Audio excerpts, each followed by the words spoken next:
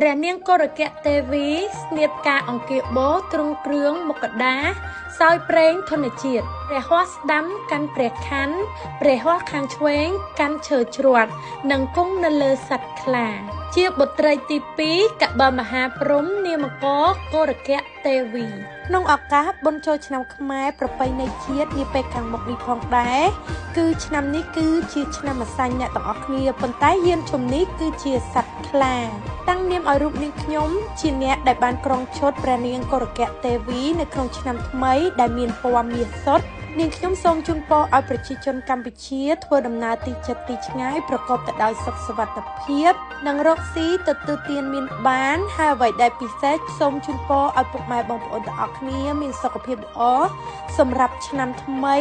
នាពេលខាងមុខនេះផងដែរតោះអ្នកទាំងអស់គ្នាកុំឲ្យខាត់ពេលយូរឥឡូវនេះផងដែរខ្ញុំបានមកដល់កន្លែង Studio Wedding ជូនពរអ្នកទាំងអស់គ្នានិយាយទៅកន្លែងគាត់គឺមានរៀបចំឈុតបុរាណខ្មែរគឺស្អាតខ្លាំងមែនទែនដូចដែលអ្នកទាំងអស់គ្នាបានឃើញហើយឈុតនេះផងដែរគឺគាត់បានដំឡើងឡើងសម្រាប់រូបនាងខ្ញុំនាឱកាសបុណ្យចូលឆ្នាំថ្មីនាពេលខាងមុខនេះផងដែរនិយាយទៅគឺឈុតកន្លែងគាត់គឺពិនិត្យខ្លាំងមែនទែនអ្នកទាំងអស់គ្នាអាចមើលបានគឺដាក់លើស្បែកខ្ញុំហើយគឺ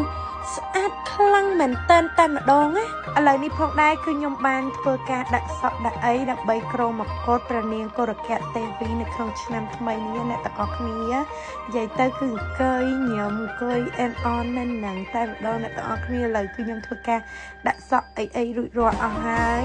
ខ្ញុំក៏អរគុណទៅដល់ក្រុមការងារទាំងអស់គ្នាដែលនៅ Studio គាត់ផ្ទាល់តែម្ដងនិយាយទៅគឺជួយខ្ញុំច្រើនខ្លាំងមែនទែន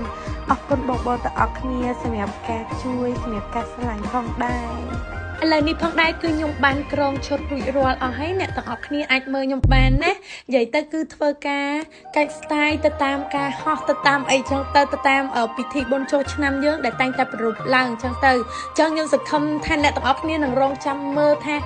រូបភាពផលលក្ខណៈមិនដែរស្អាតឬមួយក៏អត់គាត់តែមើលប៉ុណ្ណឹងក៏ដឹងថាវ៉ាវដែរទៅអត់អ្នកទាំងអស់គ្នាតាំងនាមដល់រូបនាងខ្ញុំដែលបានក្រងឈុតព្រះនាងកុរកៈទេវីនាងខ្ញុំអត់មានពាក្យអ្វីច្រើនទេអ្នកទាំងអស់គ្នាគឺមានតែពាក្យថាគោរពនិងស្រឡាញ់ហើយក៏ជូនពរទៅដល់ប្រជាជនកម្ពុជាទាំងអស់គ្នាផងដែរ